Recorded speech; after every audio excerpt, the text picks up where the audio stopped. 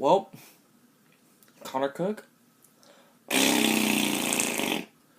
dude, you are so garbage. Oh my god, I don't know what kind of performance you put on tonight, but dude, it was so terrible. If I was Reggie McKenzie, if I was John Gruden right now, I would one or two things. No, two things. One of them, pray to the heavens. Pray to the heavens that the Jets let go of Teddy Bridgewater. I know they're not, but just pray that they might. And the other option, get on the phone, call Colin Kaepernick's agent right now. Because if Derek Carr goes down, we are fucked. Dude, that was such a disgrace of a performance by Connor Cook, dude. Oh my god. He had Keon Hatcher wide open on a third, like on a 3rd and 10. He had him wide open, no pressure whatsoever. Did not, dude. He was running a post route. Okay, he was running in post route, way in front of him, wide open, dude. I don't know how you missed that throw. It was so terrible. And then when he threw that interception in the red zone against who did he try to throw it to that time? I want to say it might have been Keon Hatcher again. It was either Keon Hatcher or Marcel Aitman. It was one of those two. He tried to throw it in and he got picked off. Dude, it was just awful. It was so awful, man.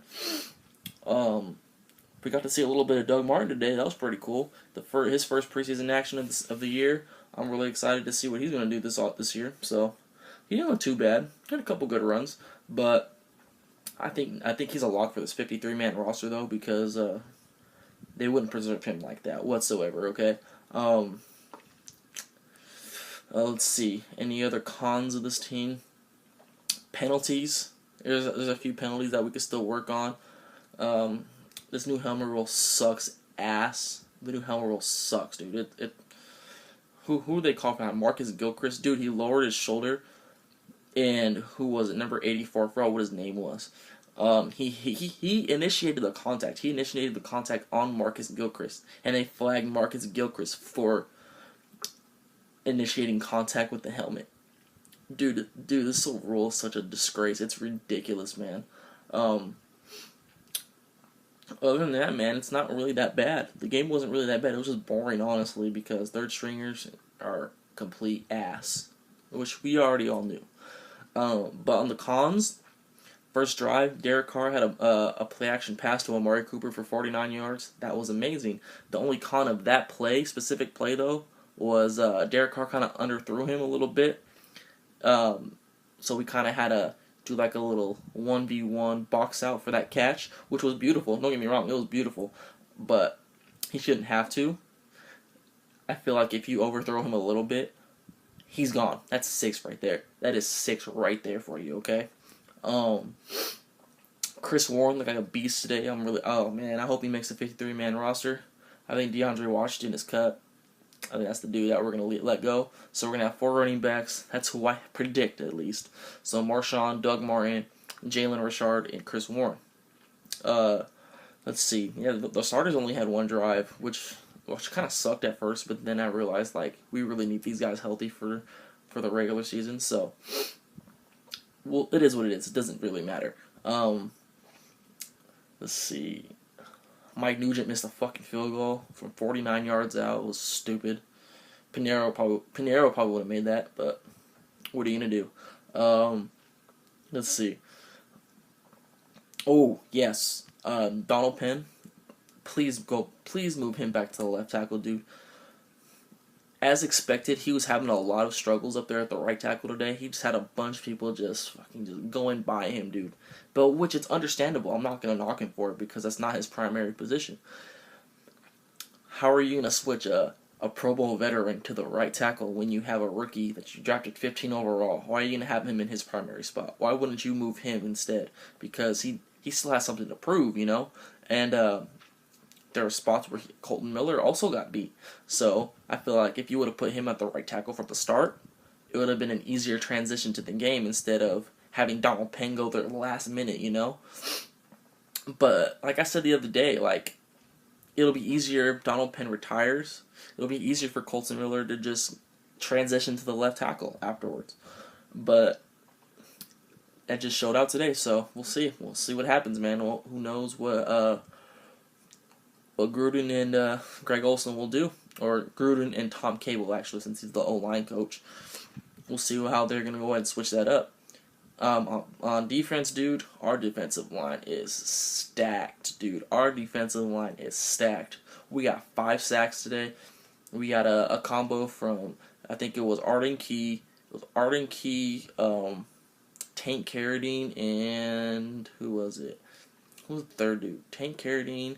It might have been No, it wasn't Trayvon Hester. Oh, Mo Hurst. It was Mo Hurst, Arden Key, and Tank Carradine. At 1 sack. Shalik Calhoun got a sack. Trayvon Hester might have got 2 sacks. And I think Tank Carradine got a solo sack. So it might have been 5 altogether. But yeah, it was 5 altogether. It was a great game. As for the secondary, dude, a lot of press coverage instead. They played a really physical. It was really good. Especially from Gary Conley. That dude's going to be a beast. I have a feeling he is going to be a monster for this team, okay? He played so physical and so close to the receiver, so, like, they weren't really throwing his way whatsoever, which is okay, because that's the same thing Asamoah did. Now, I'm not going to sit here and compare Gary Conley to Nabi Asamoah, which would be blasphemous at this point, but at the same time, dude, like, you got to put up that type of physicality that Nabi had. And it was really good to see. Same thing with Rashawn Melvin. Rashawn Melvin was playing a lot of press coverage. So when he lined up against Geronimo Allison in the first quarter, he kind of stumbled over his feet a little bit, which isn't his fault. It just happens. It always happens in football. But he kind of got beat right there. So I'm not going to really say he got burned. He just stumbled over his feet a little bit. And it's not like Geronimo Allison had like a totally like ankle breaker route. It was just a wheel route. He just stumbled his feet, okay? It wasn't really nothing really too significant in that regard. But let's see. It was a good game, dude. For the starters, it was a good game. Connor Cook was ass. EJ Manuel came in the second half, was just stunk it up even more. Could not find anyone open. He had a couple of good plays to Marcel Aitman and Marcel Aitman, Griff Whalen, and I don't think he hit Keon Hatcher at all this game. I know Connor Cook did, but I don't think EJ Manuel did. EJ Manuel fumbled again. 3rd game in a row that he fumbled. Oh, wow, he's just so garbage. EJ Manuel sucks ass.